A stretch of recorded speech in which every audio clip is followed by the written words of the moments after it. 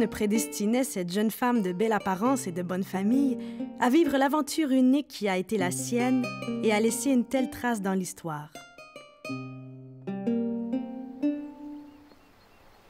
Née à Langres en 1606, Jeanne Mance grandit dans la France du 17e siècle, marquée par la fin des guerres de religion et l'essor d'un renouveau spirituel très important.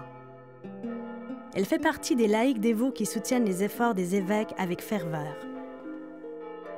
Jérôme Le Royer de la Dauversière désire, de son côté, créer une colonie qui permettra aux peuplades du Nouveau Monde de bénéficier de l'assistance spirituelle des missionnaires.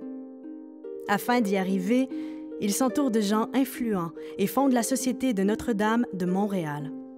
Pour cette mission, on recherche une femme qui doit être de vertu assez héroïque pour prendre soin de toutes les denrées et pour servir en même temps d'hospitalière aux malades et aux blessés. Jeanne Mance sera la candidate tout indiquée pour partir aux côtés de Paul de Chaumédé, sieur de Maisonneuve, qualifié de chef vertueux, brave, prudent et expérimenté. En mai 1641, dans 2 embarcations différentes, Jeanne Mance et Maisonneuve quittent le port de La Rochelle pour le Nouveau Monde. Après une longue traversée, un hiver éprouvant et moult difficultés, c'est finalement le 17 mai 1642 que Jeanne Mance et Maisonneuve arrivent sur le site et fondent ce qui va devenir Montréal. Maisonneuve est en charge de l'aspect défensif de Ville-Marie, alors que Jeanne Mance se voit confier toute la partie économique et financière de l'entreprise. Afin d'assurer la protection et la sauvegarde de la colonie, Jeanne Mance fait plusieurs allers-retours entre l'Europe et l'Amérique. À chacun de ses séjours en France, elle récolte de nombreux appuis et peut compter sur de nouveaux subsides.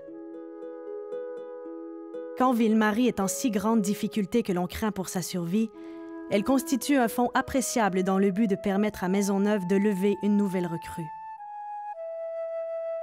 En augmentant ainsi le nombre d'habitants, la colonie est en mesure de résister aux attaques.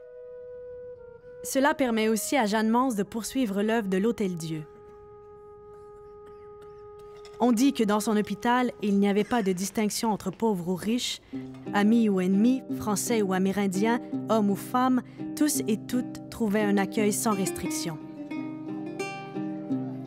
Par la suite, elle aide Marguerite Bourgeois à prendre en charge l'éducation des enfants, elle hâte la venue des Sulpiciens, elle seconde les filles de Saint-Joseph dans leur installation. Ainsi, malgré les problèmes d'ordre économique et les nombreux défis liés à la cohabitation avec des populations hostiles, Jeanne Mance ne baisse jamais les bras. De plus, d'après plusieurs, en agissant selon un esprit de don et non selon un rapport marchand, Jeanne Mance tisse à la fois un réseau de rapports humains harmonieux et l'étoffe d'une société nouvelle. Jeanne Mance met, sa vie durant, ses talents et sa compétence au service de sa ville. Intendante de la colonie à ses débuts, fondatrice et administratrice de l'Hôtel-Dieu, conseillère de Maisonneuve, initiatrice de nombreuses décisions, elle permet à la colonie d'assurer sa survie et son épanouissement. Le 17 mai 2012, jour du 370e anniversaire de la fondation de la plus grande ville française des Amériques,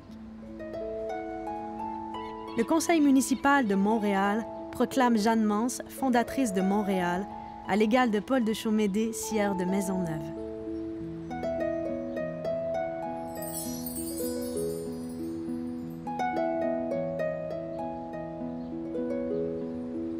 Que penserait aujourd'hui Jeanne Mance de Montréal?